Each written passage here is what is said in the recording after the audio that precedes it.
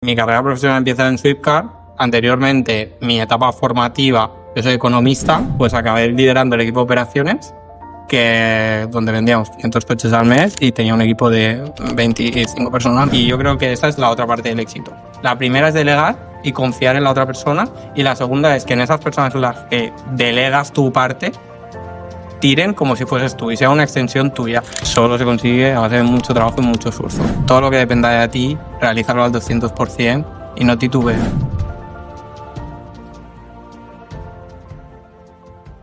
Bienvenidos a un nuevo podcast de Bamboo Talks. En el día de hoy tenemos el placer de recibir a Albert Payá. Si no me equivoco, se pronuncia así. Y tenemos hoy nuestro invitado con un poco de rebote, en el sentido de que, bueno, estoy hablando con Julio Ribes, que en el mundo emprendedor aquí en Barcelona y supongo que en España se conoce, y gracias a él pues pudimos llegar a tu contacto, que hoy estás aquí para un poco, tienes mucha relación con Julio, ahora nos explicarás, y que nos vas a poder explicar tu historia. Eres un chaval súper joven. No llegas a los 30, ya nos has dicho fuera de cámaras, así que a nivel de generacional creo que nos vamos a entender muy bien de los más cercanos que a nosotros, sí, que está por aquí. Sí, a nivel de edad, sí, por supuesto. Así que bueno, bienvenido antes de nada. Bienvenido. Mil gracias a vosotros. Es un placer tenerte aquí con nosotros. El placer es mío, mil gracias por la invitación, ya sea gracias a Julio, que ahora contaré más sobre él, pero al final muy contento por venir aquí y explicar un poco, no tanto sobre mí, pero sí sobre Hola Glow y el negocio y todo lo que queráis saber, que estoy súper abierto a contaros. Sí, bueno, no lo había comentado hasta ahora. Albert es CEO y cofundador en Hola Glow, que es un centro de clínica estética. Sí. Ahora entonces detalles un poco más, porque supongo que le metéis tecnología y tal, no es un centro tradicional al uso, y supongo que también tenéis una estrategia de crecimiento y de expansión fuerte, ¿no? Que por la que hace no mucho levantasteis pasta, cerca de 1,5 millones. Sí. Pero bueno, antes de adelantarme, por favor volvamos un poco, sé que lo importante es Hola Glow y que hablemos un poco en rasgos generales de tus principios. Trabajaste primero en Swipcar, también de la mano de Julio. Sí, ahí empieza todo. ¿Qué hiciste por ello? Sí, bueno, a ver, os cuento un poco rápido sobre mí, que yo al final, muy agradecido de estar hoy aquí, pero soy un chico súper normal, como habéis dicho, joven, no llego a los 30. Mi carrera profesional empieza en Swipcar. Anteriormente, mi etapa formativa, yo soy economista, estudié economía en la UE, hoy estoy en otra, pero la verdad que estudié economía porque era un poco, yo creo que en aquel momento, un poco la moda era hacer ADE o economía, y yo tenía cierta pasión y tengo por los números, que es la parte que quizá más me gusta o más me caracteriza. Luego sí que a partir de ahí inicio un Swipcar un poco, la verdad, de rebote. O sea, yo no conocía el mundo startup, acababa de salir de la carrera, no había tenido una etapa en mi universidad pues brillante, por así decirlo, pero me lo saqué bien y demás. Pero sí que es verdad que luego, oye, pues escojo Swipcar porque un poquito por ver, me gustaba la automoción, iba de coches, me pillaba cerca de casa y acabo cayendo ahí. ¿De qué era la empresa? Swipcar es un agregador que acabó siendo el agregador de renting número 1 de toda España, donde se vendían más de 500 coches al mes, con sede en España, pero teníamos también Portugal, un poquito de Francia en algún momento, tuvimos Italia también. Entonces yo llego allí en una etapa muy inicial, o sea, no sé si fui empleado número 10 o algo así, pero entró como becario. Y sí que es verdad que allí es donde conozco a Julio Ribes, que recuerdo mi primer momento con él, llegando el primer día a la oficina, y me cogió, me apartó y estuvimos en una pizarra donde él me dibujó un funnel de ventas con su embudo típico y yo no sabía ni de qué me estaba hablando, estaba alucinando. Y yo creo que en aquel momento también vi un chaval pues, de 22 años. Yo entraba para una posición para llevar un poco proveedores, departamento y demás, porque al final Swipcar era un agregador, nosotros cogíamos las ofertas de renting de los diferentes players, los publicábamos en nuestra web, a partir de ahí pues el usuario compraba, alquilaba, compraba el renting, firmaba el contrato. Entonces pues yo estaba como entraba para hacer ese nexo entre proveedor y exacto, y cliente final. Pero yo creo que me vio tan junior y con una posición tan relevante que no empecé allí. Entonces empiezo llamando a leads fríos en lo que sería el call center y la verdad que me tiré allí 3 meses. O sea, 3 meses llamando en todo un verano, yo creo que entró en junio más o menos, y hasta septiembre estuve allí llamando. Y la verdad que tengo que decir que yo en ese momento pues lo veía como tiene un atraso, porque yo decía, yo acabo de mi carrera de economía, soy economista, he venido aquí, yo no estoy para llamar a leads, ¿no? Y luego tengo que decir que no podía estar más equivocado. O sea, creo que en la etapa, en mi curva de aprendizaje, o sea, eso fue un mini máster, ¿sabes? Rápido, pero un mini máster. Me solté mucho. Ahí también, yo creo que, por hablar de Julio, pero también de echarle un capote, que sale muy poco, me encuentro con Esther, que siempre digo que Julio es padre profesional y Esther es madre profesional, y yo creo que entre los dos me apadrinan mucho. Y empieza mi desarrollo profesional, de la mano de los dos. En una etapa inicial, muy de la mano de Esther, y ahora ya sí que muy de la mano de Julio. Pero en esa parte, pues estuve 3 meses allí, luego cambié el equipo de operaciones, empecé a hacer la parte que os estaba comentando de llevar los proveedores y demás, y la verdad que después de 2 años, pues pasar rápido y una pincelada, pues acabé liderando el equipo de operaciones, donde vendíamos 500 coches al mes y tenía un equipo de 25 personas, no, 20-25 personas, lo cual para mí era un éxito absoluto que no me esperaba el primer día y que, ostras, yo creo que solo se consigue a base de mucho trabajo y mucho esfuerzo, que de momento es la única manera que conozco de estar cerquita del éxito. ¿Cuánto tiempo duró esta entrada profesional allí en Switzerland? Sí, pues yo creo que entre más o menos, os diré, el 18, creo que era el 19 ya. Era mayo del 19, estuve hasta noviembre del 21. Lo digo porque, ostras, en 2 años, ¿no? Sí. Quizá algo menos, ¿no? De 2 años. 2 años y poquito. 2 años y poco. Comentas que tuviste un desarrollo profesional muy grande. Total. Y eso que empezaste haciendo llamadas a puerta fría, ¿no? Que al final dices, ostras, pues cuando empiezas en un sitio, pues sobre todo para, bueno, lo que comentabas, ¿no? Que estabas puesto allí para dirigir un equipo, ¿no? En cuanto a funnels, proveedores, tal. Empiezas haciendo llamadas en frío y tienes una evolución muy rápida en muy poco tiempo. Sí. O sea, yo creo que ahí hay 2 partes. Por llamarlo éxito a esa etapa profesional, por dónde empiezas y dónde acabas, no por otra cosa. Pero yo creo que hay 2 partes. Una parte de management puro, que es la que hicieron, pues como he dicho, Julio y Esther, ambos. Porque creo que hay una parte ahí sobre delegar y sobre tener que la otra persona consiga enamorándose del proyecto y que tenga responsabilidad individual con todas las tareas, porque yo siempre lo digo, y es una frase muy mía, pero es, oye, todo lo que dependa de ti, realízalo al 200% y no titubees, ¿sabes? O sea, es que la vida está a la vuelta de la esquina y en algún momento te lo va a devolver. Y yo siempre me lo he tomado así, y yo creo que esa es la otra parte del éxito. La primera es delegar y confiar en la otra persona, y la segunda es que en esas personas en las que delegas tu parte, tiren como si fueses tú y sea una extensión tuya. Y ese yo creo que es uno de los grandes éxitos que hemos tenido como equipo, todos, porque no, quiero decir, hoy estoy yo aquí sentado, pero podrían estar otros compañeros míos que también empezaron como becarios y que hoy a día de hoy en Hola Glow nos acompañan. Sí, es como un poco saber contagiar, ¿no? Esas ganas, esa responsabilidad, esa manera que cada uno tenemos, ¿no? De saber hacer las cosas, pues, oye, sí, incentivar al equipo, ¿no? A que se suba a ese carro e ir todos a... Sí, es que yo creo que como manager tienes que emocionar. O sea, tienes que emocionar con el mensaje. Si no emocionas, tío, ahí no queda nada. Y ellos se emocionan. Y yo creo que también es una skill que he ido yo desarrollando un poco, pero de verlos, de ver cómo motivar al equipo y sobre todo que ese equipo se ha convertido en una mini familia, en una piña. O sea, que a día de hoy muchos de nosotros seguimos juntos y los que no estamos juntos tenemos buena relación. O sea, no están aquí pues, por otros proyectos, porque han tenido que salir, pero oye, de buena manera, ¿sabes? Bueno, o sea, en el 21 entonces se acaba esa etapa profesional porque Sí. hay una venta de... Hay una venta de Swiftcar a Cazum. De la compañía. Sí. ¿Por cuánto? Sí, es público, te lo puedo decir. Son 30 millones de euros. Vale. Y hay una venta, Cazum era una empresa cotizada en la bolsa de Nueva York. Así que no, pues hay esa salida, que es un poco plan. La semana siguiente ya nos dijeron, oye, cambiamos. Luego hay una, si no me equivoco, ahí tienes una transición profesional en propio Cazoo, Sí. como director de compras. de compras, que estuviste también un par de años, más o menos.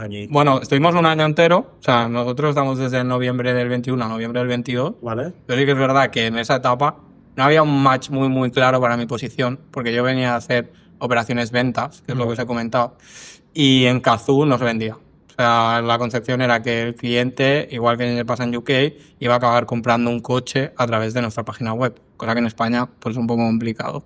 Entonces no hay una posición muy, muy clara, pero sí que hay ciertas skills que yo voy a adaptar, que era pues, sobre todo tener contacto con los proveedores y demás. Y paso a llevar el equipo de compras y de pricing, ¿no?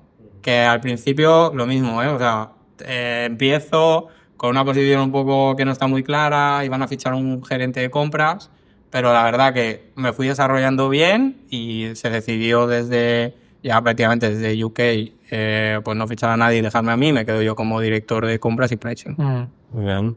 ¿Y qué aprendizajes tienes de esa etapa? Pues ahí tengo... Supongo que ya me refiero a otro nivel, ¿no? Pasas de un equipo más pequeño, una cultura más startupera, Total. a una empresa más grande, más corporate. Ahí yo creo que el principal es que entiendo que la corporate no es para mí. Como os he dicho, yo no conocía el mundo startup, no conocía el mundo emprendedor, no tenía muy claro lo que quería hacer y ahí pasamos de estar en una compañía que estábamos todos en una oficina muy chula de 100, 150 personas a pasar a una compañía que tenía 3.000 trabajadores. Bueno, no os contaré, pero evidentemente os podéis imaginar pues, que las cosas tenían mucha más magnitud, pasaban más lentas, etcétera. Y creo que es un entorno que, al menos por mi momento personal y profesional, pues no me beneficiaba y creo que no me beneficia a día de hoy. Ese es uno de los aprendizajes. Yo creo que el otro también está un poco en la autonomía que acabé consiguiendo. Porque recuerdo la primera vez en la que en un día para otro prácticamente me dicen no, que te tienes que ir a UK, que te vas a reunir con tu jefe de allí. Y claro, yo no había salido, por así decirlo, no había viajado solo profesionalmente hablando, no me había ido a otro país a hablar con mi jefe que solo lo conocía virtualmente. Yo creo que ahí ya hay un nivel en el que dices, pues mira, otros saltitos, ¿sabes? Hay que espabilarse. Por supuesto. Y creo que es una etapa donde también empiezo a viajar, tenía una parte del equipo que estaba descentralizado porque los coches estaban en Madrid, yo tenía las oficinas en Barcelona, tenía muchas reuniones ya prácticamente virtuales. Luego supone otro reto que era pues empezar a hablar en inglés, comunicar de otra manera, pues porque en el Flipkart evidentemente todo el mundo hablaba castellano y aunque ciertamente te puedas defender, a lo mejor hace 3 o 4 años que no te expresas habitualmente en inglés, claro, y eso ya supuso un reto en sí mismo. Y yo creo que ahí hubo un aprendizaje bastante chulo también, o sea, lo recuerdo como una etapa que yo diría hoy no es para mí, pero diría, oye, sí que me asumo en mi carrera profesional. Súper bien. Y luego terminas esa etapa y te llama, con lo que nos comentabas antes, ¿no? Te llama Julio y dice, oye, Albert, ¿qué te gustaría hacer? ¿Qué montamos, no? Y se os ocurre la brillante idea de montar Hola Glow, que me parece muy curioso este cambio tan radical de sector, ¿no? De pasar de 2 empresas en el sector automovilístico a una clínica de estética y belleza. Entonces, cuéntanos un poco esta transición y cómo empieza tu rol en la Glow. No, a ver, o sea, al final, 100% de acuerdo, o sea, quizá no somos las mejores personas para hablar ni de belleza, ni de estética, ni de medicina, sobre todo, ni de salud, pero sí que vimos, o evidentemente teníamos la ambición otra vez y la ilusión de volver a emprender, Julio volver a emprender y yo de emprender, porque yo no había emprendido, pero además rodeado de un grupo de gente con la que nos apetecía estar. Y eso creo que también era muy importante, porque igual que yo parto de esa etapa de cofundador, también parten 8 socios más en ese momento que venían ya de la etapa de Flipkart y de Cazoo, o sea que teníamos un equipo bastante desarrollado. Lo que sí que teníamos bastante claro, y sobre todo viene de la parte de Julio, era qué queríamos buscar en esta etapa, ¿no? Y a partir de ahí sí que creo que la medicina estética empieza a hacer mucho match, y ahora entenderéis con lo que buscábamos, porque buscábamos un mercado que estuviese creciendo a doble dígito, que la medicina estética venía muy impulsada desde el COVID para aquí, creciendo a un volumen de 10, 12, incluso 15%.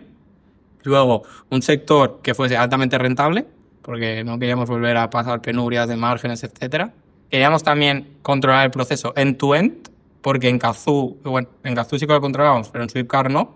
O sea, en Swipcar la parte de la entrega del coche la hacía el player original, o sea, el proveedor, y eso a veces dinamitaba un poco la experiencia, pese a que tú tuvieses gran parte, y que supusiese un reto sobre todo para nosotros. El reto yo creo que aquí estaba en generar una marca nueva y sobre todo tener retail, que este era un mundo nuevo, porque nosotros veníamos de vender coches en un marketplace con un equipo que estaba llamando por teléfono, ahora a tenemos 5 clínicas por toda España con sus equipos descentralizados. ¿Cofundáis Holaglow 9 cofundadores? 9 cofundadores. 9 cofundadores. Que ya todos ellos os conocíais previamente de alguna etapa profesional anterior. Todos menos el que pusimos como director médico. Vale. Que teníamos muy claro que necesitábamos a alguien que liderase la parte de claro, él era un poco el que tenía más el expertise de nicho, ¿no? Sí, bueno, era el médico 100%, o sea, trabajaba en la clínica. Cada una de esas personas tiene una responsabilidad diferente. Sí. Cada uno complementaria.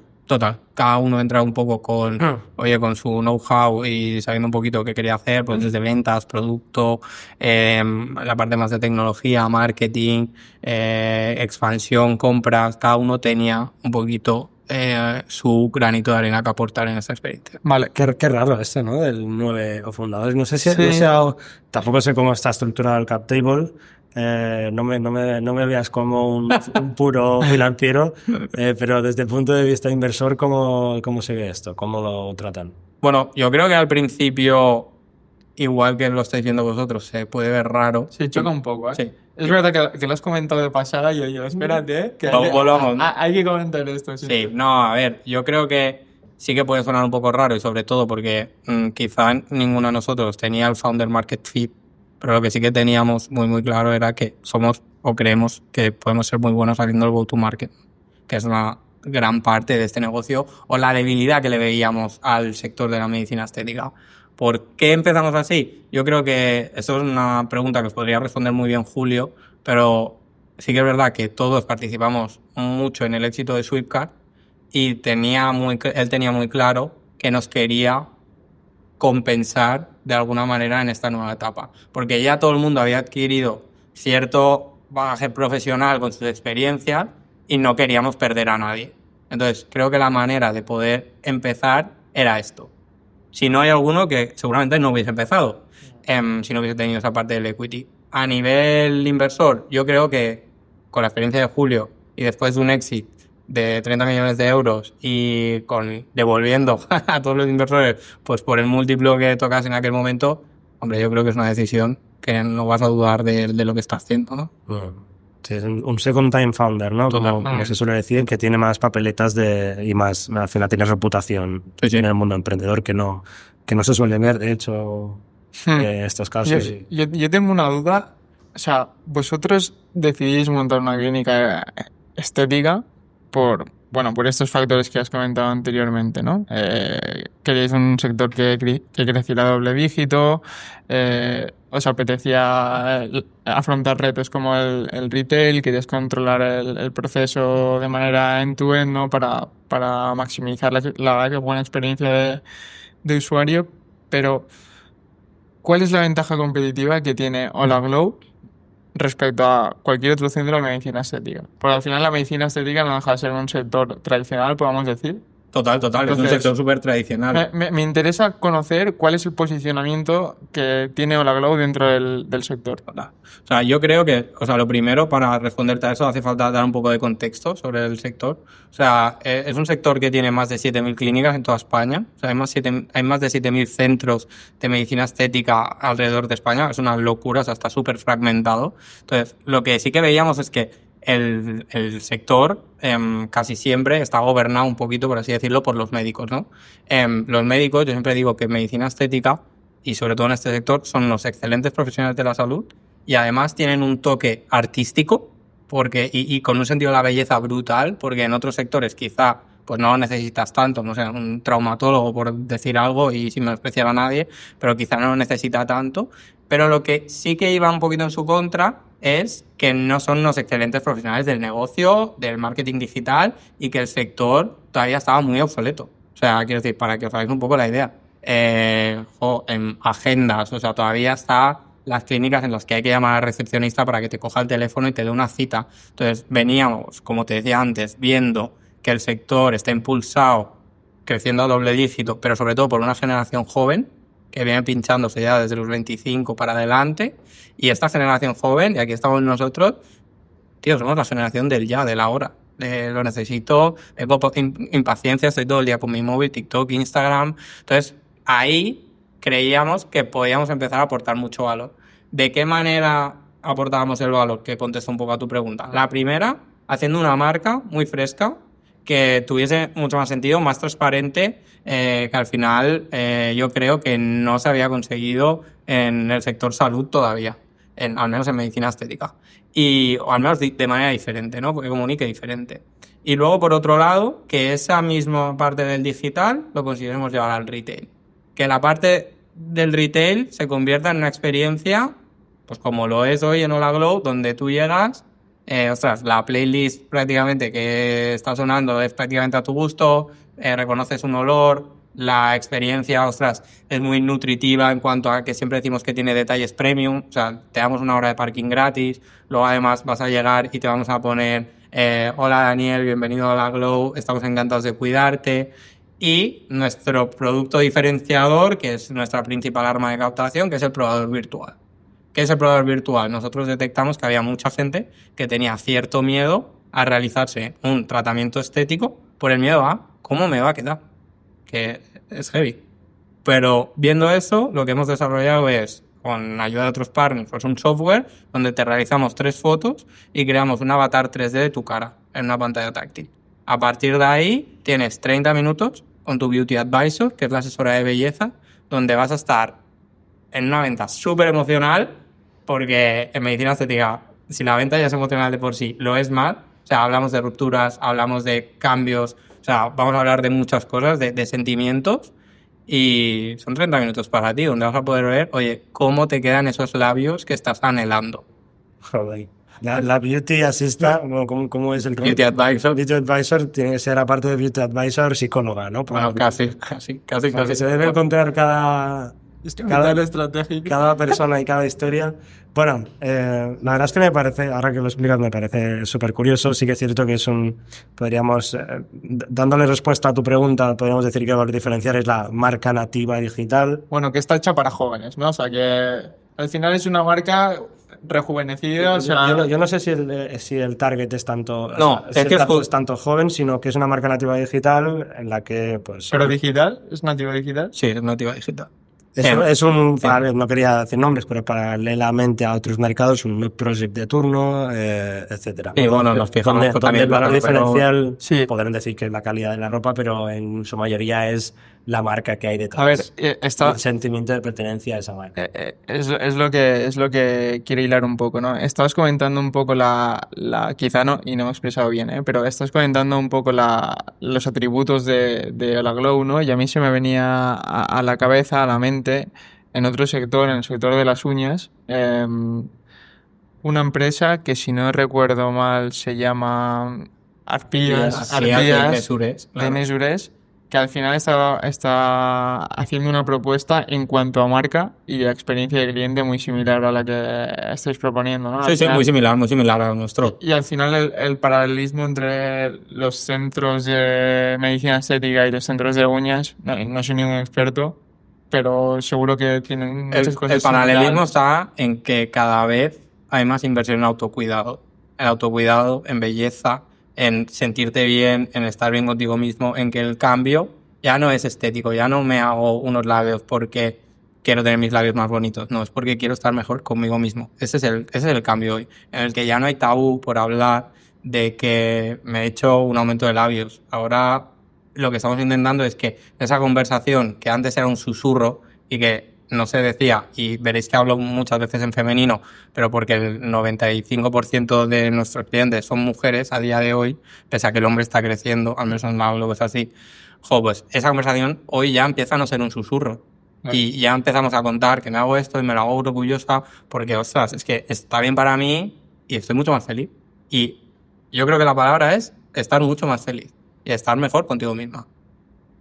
Y ahí yo creo que es donde va un poco la parte de, pues también Inés, todos estos paralelismos que habéis sacado, porque el tema está en cuánto budget destinabas antes a tu autocuidado y cuánto de ese budget lo estabas ocultando, porque te daba como un poco de pánico, que así decirlo, y a día de hoy, oye, lo dices abiertamente, yo me cuido, me hago mis limpiezas, me pongo mis cremas, me hago mi skincare, y además me hago un Botox. Botox no lo puedo decir, pero son neuromoduladores. Joder, cuánto tecnicismo. Claro, al final... Claro. El año pasado, creo que lo comentaba al principio del podcast, levantasteis una ronda de financiación, Sí. 1,5 millones. Faraday Venture Partners es el lead investor. Y vosotros desde vuestro pitch pedís pasta ¿para qué? Bueno, Una pregunta, porque yo iba a preguntar un poco en esta línea. Sí, no, total. O sea, quiero decir, desde Faraday, pero también pasando por Demium, que fue el primero que prácticamente entró como inversor, y tuvimos una ronda previa de Family, Friends and Fools, también muy al inicio. O sea, casi todo nuestro dinero está destinado a expansión, marca y a mantener un poco la estructura para poder hacer ese producto digital desde el inicio, que es, quiero decir, donde más hemos invertido hasta el día de hoy. Cuando hablas de expansión, ¿hablamos de abrir nuevos centros clínicos o hablamos de expansión inorgánica, que me ha venido a la cabeza cuando has hablado de que es un sector tan fragmentado con más de 7.000 centros clínicos, o hablamos de compra de otros centros clínicos? Bueno, nosotros tenemos, o sea, esa expansión de centros clínicos, nosotros ya tenemos 5. El primer año, nosotros en 2023 empezamos en marzo, empezamos por Madrid y luego rápidamente en julio vinimos a Barcelona, abrimos en Barcelona y a finales de año estábamos en Valencia ya, o sea, hicimos 3, y el año pasado hicimos 2, Zaragoza y Murcia. Este año también tenemos la visión de poder abrir 2 más, que van a llegar ahora aproximadamente septiembre, octubre, espero, en otras 2 ciudades nuevas. La gran mayoría, como os he dicho, ya luego está en el tecnicismo de cómo entramos en esa ciudad. Porque hay varias, o sea, el problema de este sector, o la suerte, es que la barrera de entrada que tiene es la licencia médica para poder pinchar. Entonces, tú cuando llegas a una ciudad tienes varias maneras, o adquiriendo una clínica porque te quedas con su base de datos y además te quedas con la licencia médica, que eso lo hemos hecho en algunas ocasiones, o haciendo una nueva implantación. Que una nueva implantación es pues coger un local, hacer nuestro look and feel, montar nuestra clínica, sacar nuestras licencias, etc. ¿La licencia la tiene el local o la tiene el personal que está contratado en el...? No, la licencia la tiene el local. El local. O sea, el local que va sujeta a tu USL. Cuando tú local avalado por un personal cualificado, me imagino. Para poder tener una licencia, que es una U48, tú necesitas tener un médico que esté sujeto a esa licencia. El médico puede cambiar, la licencia está dada de alta en ese local, en ese espacio, que tiene que cumplir con una serie de cualidades. Imagino que la burocracia no es la misma cuando tienes que abrir un nuevo centro, aunque tengas un médico en plantilla, porque tienes que pedir esa nueva licencia, que si ya está activa esa licencia en ese centro, que simplemente hay que hacer un cambio de nombre, imagino, o no sé. Tal cual. Claro, o sea, pero la licencia salta en el momento que se te va ese médico. No, la licencia tú la conservas. Vale, pero necesitas incorporar a otro médico que tenga... Que o sea, tu licencia siempre tiene que estar a nombre de un médico... Personal cualificado. Exacto. Y esa licencia... Personal cualificado sería médico estético que posee el título con un máster en medicina estética. Vale, o sea, que tú realmente puedes abrir un nuevo centro de medicina estética en una ciudad comprando un local y fichando, por ejemplo, a ese médico y ya está. Sí. ¿Y qué, en base a vuestra experiencia, qué vale más la pena? ¿Entrar comprando o entrar abriendo? O sea, hoy te diría que la que mejor funciona a día de hoy es Madrid, porque es la que más tiempo lleva. Sí. La compramos porque queríamos entrar rápido, fue una inversión pues potente de inicio, pero luego a día de hoy te diría que las siguientes que vamos a hacer, si hoy puedo escoger, seguramente serán por nueva implantación, porque creo que el efecto base de datos, que es una de las grandes horas del gran monto que estás pagando, no tiene tanto impacto. O sea, solo tiene impacto poder entrar rápido, porque las licencias, como todo proceso burocrático, se demoran mucho. Vale. ¿Y qué pasa con los clientes? Es decir, tú imagínate, tú eres un cliente de un centro de medicina estética que cierra, ¿no? Pero tú sigues y tú a lo mejor pues vas al centro de medicina estética pues que tienes más cerca de casa o el que tienes confianza y tal. Cierra pero tú sigues viviendo ahí. Entonces, si te ponen otro centro de medicina estética donde tú seguramente vas a seguir yendo a ese local porque es al que has ido siempre, ¿no? Pues os tengo que decir que depende mucho de ti. De ti, de cómo lo haces, de cómo impactas a ese cliente, de si le puedes impactar, que a veces no puedes porque no tiene firmada la RGDP, cómo lo vas a hacer, quiero decir, es marca, es un descuento. Hemos puesto un ejemplo muy claro que el cliente está viviendo encima prácticamente de la clínica o en la misma calle, ¿no? Pero a lo mejor hay alguien que se desplazaba por ese médico que estaba allí, que le gustaba, o que había entendido perfectamente lo que quería y generas un vínculo de confianza brutal. Claro. Entonces, ¿Cuál es la relación que tiene un cliente con su centro de estética? ¿Es tan fuerte como podría tener yo con mi peluquero, que si se me va...? Pues el ejemplo es el peluquero, yo creo. Si mañana os cambian al peluquero, ¿seguiréis yendo a la peluquería o no? Pues haces un estudio de mercado. Bueno, Claro. bueno, yo ni que sea le daría una oportunidad, pero claro, porque es el pelo y te crece, ¿no? Pero Tal no, cual. si, yo qué sé, si Sí, otro hablando de estético- salud y algún tratamiento, Totalmente. el médico tiene mucho impacto. La realidad es que el médico tiene mucho impacto. Siempre va a tener mucho impacto y tiene que seguir siendo así. ¿Hacia dónde va Hola Glow? Hacia que la marca tenga más impacto todavía. Hacia que yo lo que intentamos hacer es que al final esa experiencia sí que tiene un impacto final que es muy mano dependiente del médico y es muy difícil controlar que pues todos los aumentos de labios que se hacen en Hola Glow tengan la misma forma y la misma manera, porque no controlamos a todos los médicos porque es mano dependiente y tampoco controlamos todos los pacientes que llegan con su morfología. ¿Por qué apostamos nosotros? Por la naturalidad. Y eso es lo que intentamos que conserve todo nuestro personal.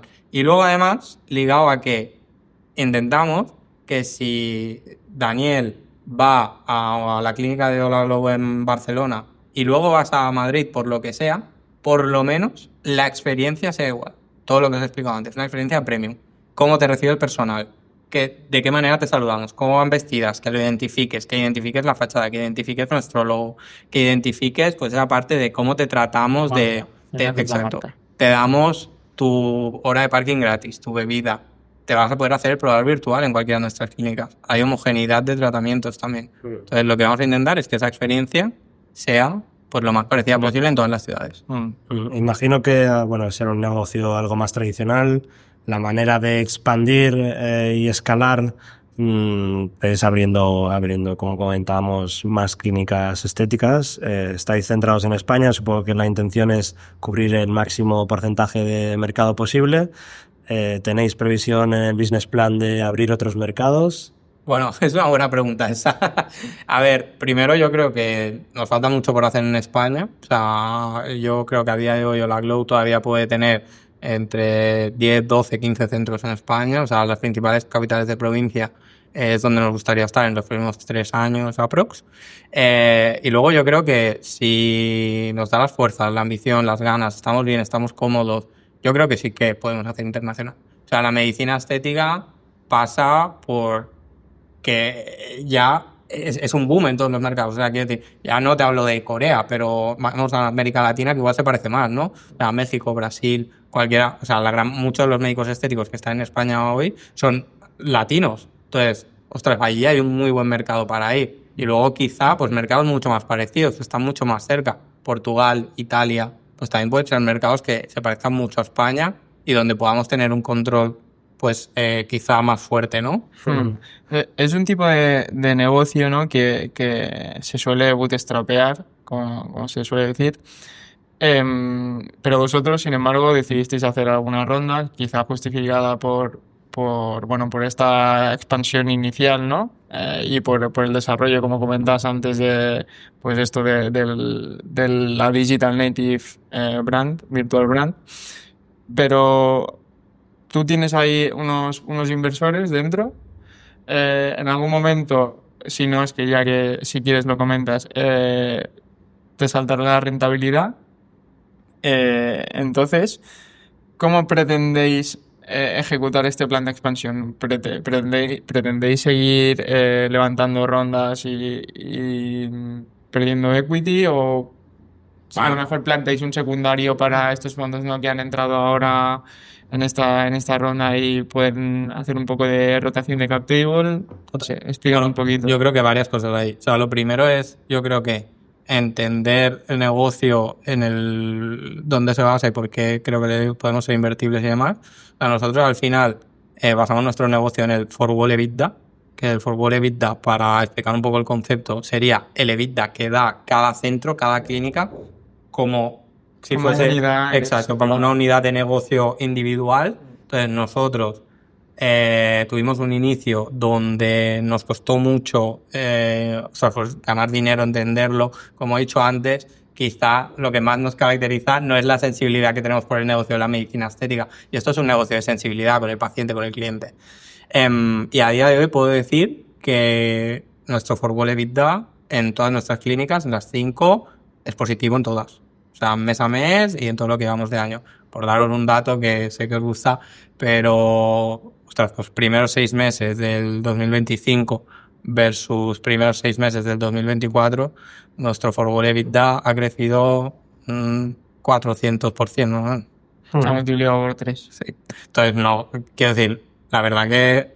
Pero debe ser complicado convencer a, sobre todo Capital Riesgo, Venture Capital, de que inviertan en un negocio que no es tan escalable a nivel, como se suele entender, un negocio Skyrocket de compro y que explote, y en 3 o 4 años vuestro negocio es súper atractivo porque es algo más... Yo creo que hay Venture Capital para todo. Cascao, más rentabilidad, y oye, no sé si en algún momento os planteáis dar dividendos, pero seguro que sería les explotaría la cabeza, ¿no? A muchos fondos. No sé si lo querrían en realidad, porque les gustaría más que reinvirtierais ese dinero en crecimiento, pero por eso me lo planteo. Digo, un negocio más cascao, más de rentabilidad, ¿cómo es atractivo para un Venture Capital? Yo creo que hay Venture Capital para todo y tú tienes que encontrar el tuyo en tu momento, en tu startup, en tu vida, ¿no? O en la aventura de ese negocio. Entonces, yo creo que todos esperan hacer un múltiplo brutal, pero luego cuando te paras a ver los exits en España en los últimos 5 años, oye, pues, quiero decir, los múltiplos están controlados, están bastante controlados. ¿Cuántas hay no sé, unas ventas de más de 50 millones, de 100 millones, no hay tantas. Entonces, yo creo que luego un negocio como el nuestro, que quizá es verdad que, pues tenemos expansión, retail, clínicas, centros, paybacks, no es tan atractivo a priori. Yo creo que luego, con tu venture capital adecuado, puede ser un muy buen business para él también. Y al final, pues, oye, ver un poquito qué trayectoria tienes, qué múltiplo puedes acabar vendiendo, porque lo que está muy claro en este negocio es que tiene EBITDA. Y si tiene EBITDA, ostras, si le pega equity, luego te lo va a poder comprar. Exacto, lo va a querer. ¿Cuándo? ¿En qué momento? Hombre, pues no es un negocio para venderlo seguramente en 2 años, en 3 años, ¿no? Que es lo que comentabas tú antes. ¿Es un negocio más largoplacista? Sí, probablemente sí. ¿Hasta cuándo? No lo sé, pero ¿qué me gustaría proyectar de la Globe? Ostras, pues mínimo lo que os contaba antes, 12, 15 centros, ganando o facturando, pues, no sé, más de 12, 15 millones de euros, con un buen EBITDA que este negocio tiene alrededor del 25-30%, y ahí hay una buena proyección de venta. ¿Por cuánto es esa proyección? Bueno, pues depende también un poco de cómo esté el mercado en el momento, que no está caliente, etc. ¿Qué facturáis ahora, si se puede saber? Sí, o sea, este año, pues te cuento un poco si quieres, pero... El 24. Sí, finales del 24 hemos hecho 1,8 y este año proyectado unos 3,2, más o menos. Muy bien, ¿con ese 20 de vida? No. Nosotros, como os decía antes, forward EBITDA en nuestros centros, eso es positivo. Eso es positivo, pero luego como compañía seguimos perdiendo dinero. Vale. O sea, venimos en buenos números, o sea, primer año, pues os doy también datos, no tengo problema, pero perdimos más del 100% prácticamente, y luego este año pues yo creo que podemos estar en menos 20, menos 25%. O sea que podría estar en un buen dato y proyectando pues un break-even o EBITDA positivo, si no en 2026, en 2027 seguro. Muy bien, muy bien. ¿Cuántos sois en plantilla? Yo creo que ahora somos, justo antes me lo preguntabais fuera y he dicho así un número, pero yo creo que somos unos 45 ya. 45. Porque entre clínicas y tal, aumentando equipos que están todos descentralizados, más headquarters. Teniendo en cuenta que empezó hace un par de años, es un crecimiento exponencial. O sea, hablaremos de negocio tradicional y todo lo que tú quieras, pero el crecimiento parece de startup pura y dura. Sí, no. Y sobre todo también siempre decimos, oye, pero ¿cómo han ido mejorando los datos? O sea, esta mañana lo estábamos viendo. Dices, ostras, es que tenemos un 90% de clientes, o sea, hemos crecido en un 90% los clientes recurrentes. O sea, para nosotros es una locura. Porque en este negocio caes o puedes caer en la palabra cadena. Que la palabra cadena en el sector salud está muy mal vista. Porque significa despersonalización, poca empatía con el paciente y sobre todo porque creo que culturalmente pues hay cadenas que por lo que sea pues no les ha ido bien, no lo han hecho bien y han hecho daño al sector.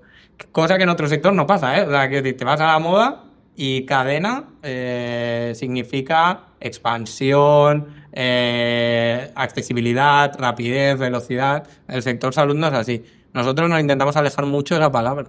O sea, yo siempre digo, no somos una cadena, somos una marca.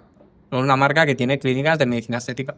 Y yo creo que esa es la parte importante y la que hay que conservar. Porque para poder conservar eso, lo más importante es experiencia paciente. Foco paciente, las personas siempre en el centro y que todo vaya alrededor de ellas. Y si en vez de cadena te digo la palabra franquicia, ¿qué me puedes decir? Le iba a decir yo. Hoy huyo. Hoy os diré que huyo, que no estamos ahí. Nosotros, yo creo que hoy, por el modelo de negocio que queremos seguir escalando, no estamos cerca de la franquicia. Creo que hay otros players que franquiciando les ha ido bien. Y oye, chapó. Y en otros sectores igual, sobre todo depilación, dental y demás. Nosotros hoy estamos lejos de franquiciar. No digo que a futuro no lo podamos plantear, pero hoy no es algo que se me pase por la cabeza. Pero porque creo en todo lo que he dicho antes.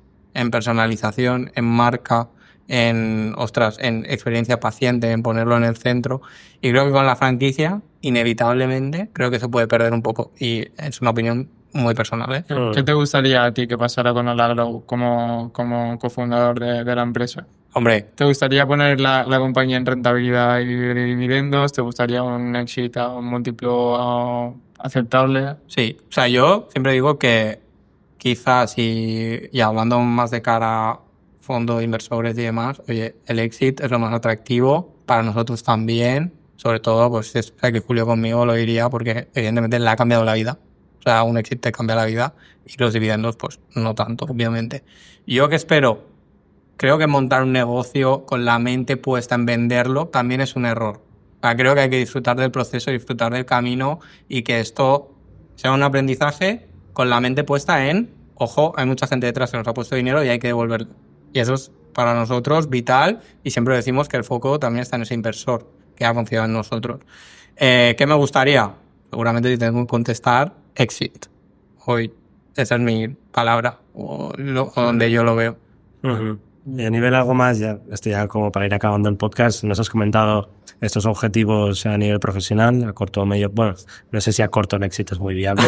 no, me le quedan 2 años. Pero más a medio largo, ¿no? Y también, pues si a nivel personal nos quieres compartir algún tipo de objetivo que tengas, ya para ir terminando, ¿eh? Sí, no, total. O sea, si queréis a nivel profesional, también hay uno que es, yo creo que todos tenemos el reto de petarlo con la marca. O sea, nos encantaría que la gente relacione medicina estética, autocuidado, belleza, sentirse bien con Alagro. Que fuera el player. Sí, eso yo creo que es uno de los principales retos que tenemos y no lo podemos perder de vista en ningún momento. O sea, nadie nos lo puede quitar ese foco. Eso por un lado. Yo creo que luego profesionalmente sería muy iluso, deshonesto, si pido más. O sea, que yo entrego aquí con una ilusión brutal y yo siempre digo, da igual si tienes el 1%, el 99%, el 50%, el salario, da igual. O sea, si depende de ti, realízalo al 200% y creo que eso es lo que te va a acercar más al éxito. Y tampoco está asegurado. O sea, seguramente lo más probable es que fracases, pero por lo menos te vas a asegurar que todo lo que depende de ti lo estás haciendo. Yo creo que ese es un poco mi propósito, que es seguir motivado en el día a día, seguir motivando a mi equipo, que la gente venga con ilusión, que Hola Glow se convierta en lo que yo recuerdo de Swiftcar, como una familia donde la gente venía feliz a trabajar, donde nos lo pasábamos bien, que hoy ya nos pasa evidentemente, y que al final profesionalmente nos acabe sumando a todos.